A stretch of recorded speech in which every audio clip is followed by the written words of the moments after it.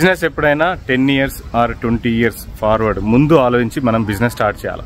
లేదు ఈ రోజు నడిస్తే చాలు, ఈ మంత్ నడిస్తే చాలు అని బిజినెస్ స్టార్ట్ చేస్తే మాత్రం చాలా ఇబ్బందుల పాలవుతాం. ఎందుకంటే మన మైండ్ ఆ రోజు నడిస్తే చాలు అన్నప్పుడు మన బిజినెస్ టఫ్ కండిషన్ ఇస్తుంది. మనం ఇంతవరకే డబ్బులు క్రియేట్ చేసి పెట్టుకుంటాం. చాలా పెద్ద బ్రాండ్స్, పెద్ద బిజినెస్ మ్యాగ్నెట్స్ అందరూ కూడా 20, 30, 50 years వరకు ఆలోచించి ఫ్యూచర్ లో టెక్నాలజీ ఎలా ఉంటుంది, ఫ్యూచర్ లో ఏమేమి వస్తాయి, ఫ్యూచర్ లో ఈ ఏరియాలో జనాభా ఎంతమంది ఉంటారు, ఈ కంట్రీలో ఎంతమంది ఉంటారు అనేసి బిజినెస్ ని ప్లాన్ చేసుకుంటారు. అలాగే మీ బిజినెస్ లో 5 years తర్వాత నేను ఎంత సంపాదించాలి, ఎంత అడ్వాన్స్మెంట్స్ తీసుకురావాలి, నా బ్రాండ్ ని ఎట్లా డెవలప్ చేయాలా అనేది మనం ప్లాన్ చేసుకోవాలి పర్ఫెక్ట్ గా. దాని ప్రకారం మన ఆలోచనలు కూడా క్రియేట్ అవుతా ఉంటాయి, కొత్త ఆలోచనలు. ఆ ఇన్నోవేషన్ మొత్తం మనం బిజినెస్ లో పెడతా ఉంటాం. అప్పుడు మనం ఈ రోజు పిల్లవాడిని 10 years పెరిగిన తర్వాత టార్గెట్ చేస్తాం. సో అది బిజినెస్. అందుకే చాలా అడ్వర్టైజ్మెంట్ లో పిల్లల్ని పెడతారు. ఎందుకనంటే ఆ పిల్లలే రేపటి బిజినెస్ కస్టమర్స్ అన్నమాట. మీరు 10 years లో 10 కోట్లు సంపాదించాలి అని ఒక టార్గెట్ పెట్టుకుని ఇప్పటి నుంచే చేసుకోవాలి.